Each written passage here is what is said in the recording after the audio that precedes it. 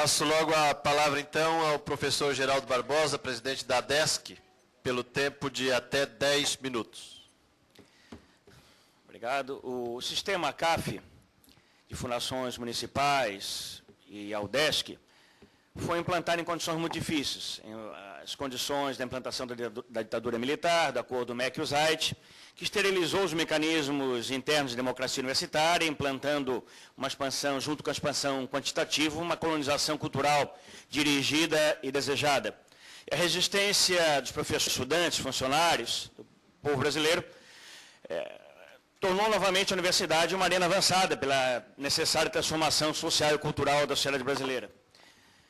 No que diz respeito à nossa luta, organizada pelos professores, no Sindicato Nacional, pelos Sintufs, né, pelos funcionários, pelas organizações estudantis, avançou no sentido de buscar uma transformação da universidade, que envolve logo verbas públicas suficientes para o seu funcionamento, uma luta para que as verbas públicas sejam destinadas para universidades públicas. Se a instituição privada quiser funcionar como busca de lucro, deve submeter as condições existentes para qualquer negócio. Mas o mecenato, não viver do mecenato público. Assim também as instituições confessionais. O Vaticano quer ter uma igreja que sustente, quer ter uma universidade que sustente. Pois bem, e nessa luta, ao lado da luta por verbas, por democracia, por eleição direta para reitor, que tem avançado, o fundamental é a luta justamente sobre o ensino e a pesquisa, a produção de conhecimentos, a transmissão de conhecimentos, a extensão, aquilo que a universidade faz. E, nesses termos, lutamos sempre, não só para revitalizar a universidade como um local de produção intelectual, de transmissão intelectual crítica, e também de produção de conhecimentos originais, de análise da realidade objetiva, de produção tecnológica, e que seja aberta ao acesso do povo trabalhador, voltada para os interesses nacionais da maioria do povo trabalhador brasileiro, no seu sentido mais profundo, algo que vai além da universidade cidadã. É uma universidade que deve estar vinculada às necessidades de transformação social do Brasil. No que diz respeito ao sistema CAF, foi uma opção da oligarquia catarinense não criar universidades públicas. Tirando a Federal de Santa Catarina, que também se viu controlada oligarquicamente, nós tivemos aí uma expansão da UDESC e uma série de fundações municipais. De início, criadas como autarquias, ou fundações de direito público. Foi o caso da própria Univale, criada em 68 como autarquia. E, posteriormente, elas foram, através do truque jurídico, um verdadeiro Frankenstein jurídico, como disse o desembargador Led, transformadas em fundações públicas de direito privado. Mas as instituições têm como dono o Estado, no caso da UDESC, o Estado de Santa Catarina, e o Poder Público Municipal. No caso da Univale, o dono da Univale é a Prefeitura de Itajaí, não tem outro dono. E, no entanto, a instituição que desenvolveu-se, que durante um tempo orgulhou o povo catarinense, não só o povo da região do Vale do Itajaí, à medida que se expandiu, chegou a desenvolver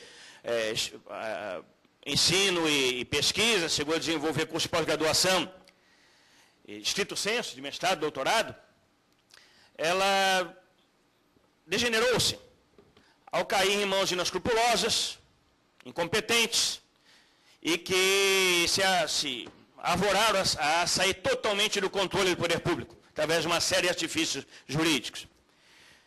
No que diz respeito a essas instituições, mesmo com esse artifício jurídico de transformá-las de fundação de autarquia ou fundação de direito público, fundação de direito privado, permanece o vínculo com a instituição que a criou, que é a Prefeitura Municipal. Permanece uma série de requisitos, mesmo com fundação de direito privado, de subordinação não só ao Ministério Público, mas subordinação ao poder público e de caráter público da instituição. Ela permanece sendo pública, embora tenha ocorrido uma tácita, ilegítima e ilegal privatização do público. Esse processo foi deliberado. As mensalidades de início, década de 60, eram praticamente ou inexistentes, era gratuito, ou eram simbólicas. E depois foram atingindo R$ 2.000, R$ 2.500, R$ 3.000 por mês, algo nada simbólico, que certamente fecha o acesso à universidade ao povo trabalhador. Com esses preços, só filhos de burgueses, da pequena burguesia, podem ter acesso à universidade. E isso foi deliberado. Numa reunião muito importante, que eu quero citar aqui, do Seminário de Políticas Governamentais de Ensino Superior, realizado em Blumenau, em 1975, ou melhor, desculpa, julho de 1976, no momento em que em Santa Catarina havia a prisão, o assassinato e a tortura dos democratas catarinenses da Operação Barriga Verde, nesse momento sombrio, página infeliz da nossa história, como diria o poeta, houve a deliberada processo de mudança dos regimes jurídicos e de progressivo aumento das mensalidades. E no debate que eu tenho aqui, os anais, o reitor da FEB, então, de Brusque, colocava, não, é necessário verbas públicas para que o trabalhador possa ter acesso à universidade, etc. E o senhor Salomão Ribas Júnior, na época secretário de Estado do governo Antônio Carlos Conde Reis, respondeu: aí eu já tenho uma posição diversa, porque acho que nós temos uma opção no Brasil. A opção brasileira foi economia de mercado. Significa uma sociedade competitiva. Então a questão se coloca da seguinte maneira: quem está estudando medicina na universidade não está estudando para curar gente. Está estudando para ganhar dinheiro e melhorar seu status social, o seu padrão de vida. Quem está fazendo direito não está fazendo para defender os direitos civis, direitos públicos, direitos humanos. Está fazendo para ser advogado de empresa. Vamos ser sinceros e vamos por aí afora nas outras profissões. Essa posição, né, sem dúvida, ultraconservadora, ligada a um conservadorismo atávico da oligarquia catarinense, se desdobra quando ele fala que o ensino tem que ser pago, e explicitamente seu discurso é no sentido justamente de um controle ideológico da universidade, no sentido da reprodução da ordem, como fica claro no discurso do, então, secretário de Estado.